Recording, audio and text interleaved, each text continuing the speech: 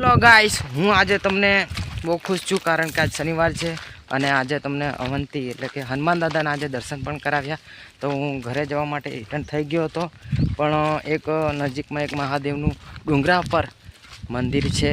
તો તમને ફાઇનલી અમે ડુંગરા પર ચડી ગયા છે. તો મેહુલભાઈ પણ ચડી ગયા છે, થાકી ગયેલા છે. તો મેહુલભાઈના ટોટિયા પણ ઘણા દુખે છે, પણ તોય છતાં તમને દર્શન કરાવવા સારું અમે ડુંગરા ચડ્યા. તો એક લાઈક અને એક સબસ્ક્રાઈબ તો બને જ. તો મને જોઈને નહીં પણ મારા મેહુલભાઈને જોઈને લાઈક અને સબસ્ક્રાઈબ કરી દેજો, બરાબર. તો એકચ્યુઅલી અમે ડુંગરો ચડી રહ્યા છે, હજુ વાર છે. તો બસ ટૂંક સમયમાં તમને મહાદેવના દર્શન કરાવીએ. ને હશે ઘણી બધી જમીન છોડીને મહાદેવનું મંદિર ડુંગરા પર બનાવ્યું. અમે ડુંગરો ચડીને આપણે મહાદેવના દર્શન કરીએ. હે મહાદેવ, આખું નેસું મેલે ને આ ઉપર તમને જગ્યા મળી. શું કેવું? બરાબર છે. ત્યાર વળી અમે થાકી જા ભક્તો પર જરીકે દિયા નહીં આવી. અલ્યા ડુંગરા પર મોસમ શું વાત છે, શું મોસમ છે. આહા, શું નજારો છે તમે જોઈ રહ્યા છો. ફાઇનલી હું ડુંગરા પર ચડી ગયો છું.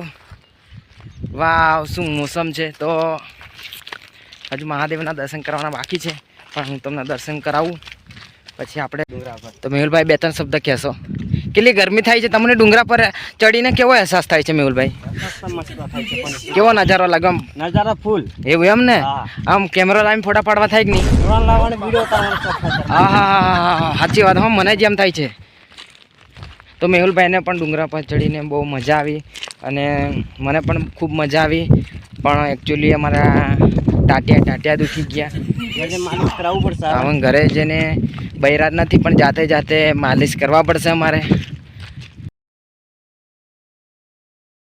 અમે પહોંચી ગયા છે મેહુલભાઈના મંદિરે. તો મંદિરે આવી ગયા છે, તો આપણે મહાદેવના દર્શન કરીશું.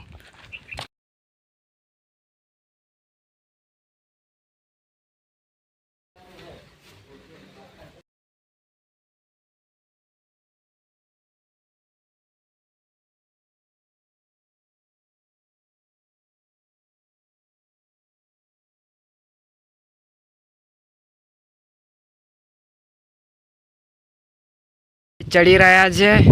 તો એકચ્યુઅલી હમણાં વાંદરાની જેમ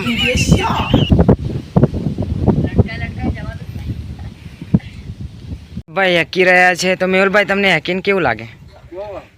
ખુશની વાત છે ભાઈ. હે, કેવો નજારો છે?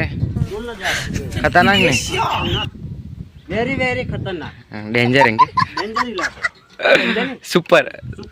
સુપર આમ સુકન એમ નહીં.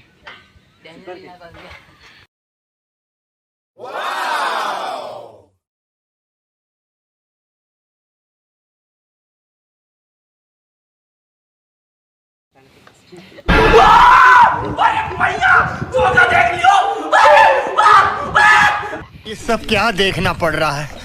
अच्छा है मैं अंधा हूँ.